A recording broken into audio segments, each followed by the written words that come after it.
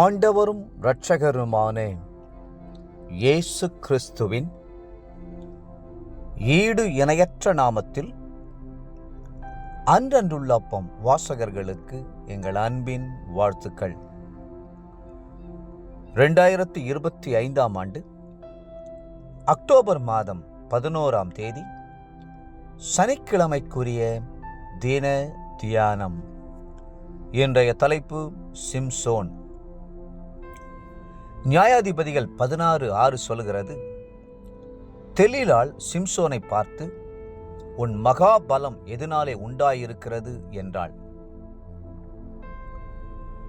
இன்றைக்கு பரிசுத்த ஆவியினுடைய வல்லமையினாலே மகாபலன் கொண்ட ஒரு மாபெரும் நியாயாதிபதியை குறித்து தியானிக்க போகிறோம்.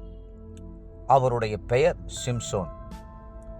சிம்சோன் என்ற பெயருக்கு சூரியனை போன்றவன் என்பது அர்த்தமாகும். பிறப்பதற்கு முன்பாகவே சிம்சோனுடைய அதிசயமான பிறப்பை குறித்து கர்த்தருடைய தேவதூதன் அவருடைய பெற்றோருக்கு முன்னறிவித்தார். இவர் தான் கோத்திரத்தை சேர்ந்த மனோவா என்பவரின் மகனாக பிறந்தார்.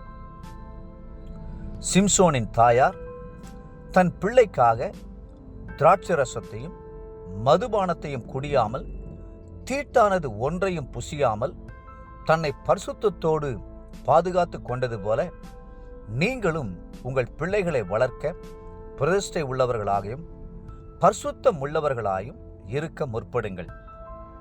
ஊழியர்களே, நீங்கள் சபைக்காகவும் விசுவாசிகளுக்காகவும் பிரதிஷ்டை உள்ளவர்களாய் இருக்க வேண்டும். சிம்சோனுடைய தலையிலே சவரகன் கத்தி படலாகாது என்றும், அந்த பிள்ளை பிறந்தது முதல் தேவனுக்கென்று நசரேயனாய் இருக்க வேண்டும் என்றும் வேதத்தில் சொல்லப்பட்டுள்ளது. நியாயாதிபதிகள் 13ஆம் அதிகாரம் 5ஆம் வசனம் மற்றும் 16ஆம் அதிகாரம் 17ஆம் வசனம். நசரேய விரதத்தை குறித்து என்னாகமம் 6ஆம் அதிகாரம் 2-6 வசனங்களில் வாசிக்கிறோம். முதலாவது, திராட்சை செடியின் விதை முதல் தோல் வரையிலுள்ளவைகளினால் செய்யப்பட்ட யாதொன்றையும் புசிக்கக்கூடாது. மாம்சிகத்தில் மகிழ்ச்சியை தருவது திராட்சரசம். அதுபோல தேவ பிள்ளைகளும் கண்களின் இச்சை, மாம்சிகத்தின் இச்சை, ஜீவனத்தின் பெருமை ஆகியவற்றுக்கு விலகி நடக்க வேண்டும். இரண்டாவதாக, சவரகன் கத்தி தலையில் படலாகாது. கபடு செய்யும் நாவு சவரகன் கத்தியை போன்றது. 52ஆம் சங்கீதம் 2ஆம் வசனம். கள்ள உபதேசம், பொய் தீர்க்க தரிசனம், பொறாமையின் ஆலோசனைகள் ஆகியவற்றால் உங்களது மனது தீட்டுப்படாமல் உங்களை காத்துக்கொள்ளுங்கள். 2 கொரிந்தியர் 11:3. மூன்றாவதாக, இந்த நசரேய விரதம் உள்ளவர்கள் யாதொரு பிரேத தண்டையிலும் போகக்கூடாது. வேறுபாட்டின் ஜீவியம் உள்ளவர்களாக காணப்பட வேண்டும். எனவேதான் தாவீது துன்மார்க்கருடைய ஆலோசனையில் நடவாமலும் பாவிகளுடைய வழியில் நில்லாமலும் பரியாசக்காரர் உட்காரும் இடத்தில் உட்காராமலும் இருக்க வேண்டும் என்று சொன்னார். 1ஆம் சங்கீதம் 1 வசனம். சிம்சோனுக்கு கிடைத்த மாபெரும் பலன் பரிசுத்த ஆவியினால் உண்டானது. சில வேளைகளில் கர்த்தருடைய ஆவியானவர் சிம்சோனை ஏவ துவக்கினார். நியாயாதிபதிகள் 13:25. சில வேளைகளில் சிம்சோனின் மேல் பலமாய் இறங்கினார். நியாயாதிபதிகள் 14:6.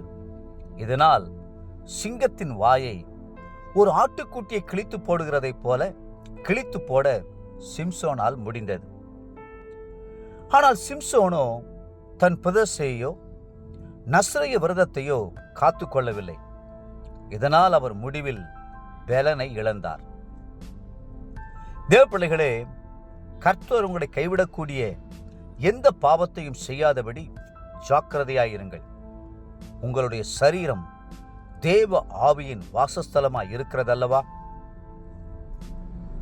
இன்றைய நினைவிற்கு நியாயாதிபதிகள் 16:28. கர்த்தராகிய ஆண்டவரே, நான் என் 2 கண்களுக்காக ஒரே தீர்வையாய் பெலிஸ்தர் கையிலே பழிவாங்கும்படிக்கு இந்த ஒரு விசை மாத்திரம் என்னை நினைத்தருளும். தேவனே, என்னை பலப்படுத்தும்.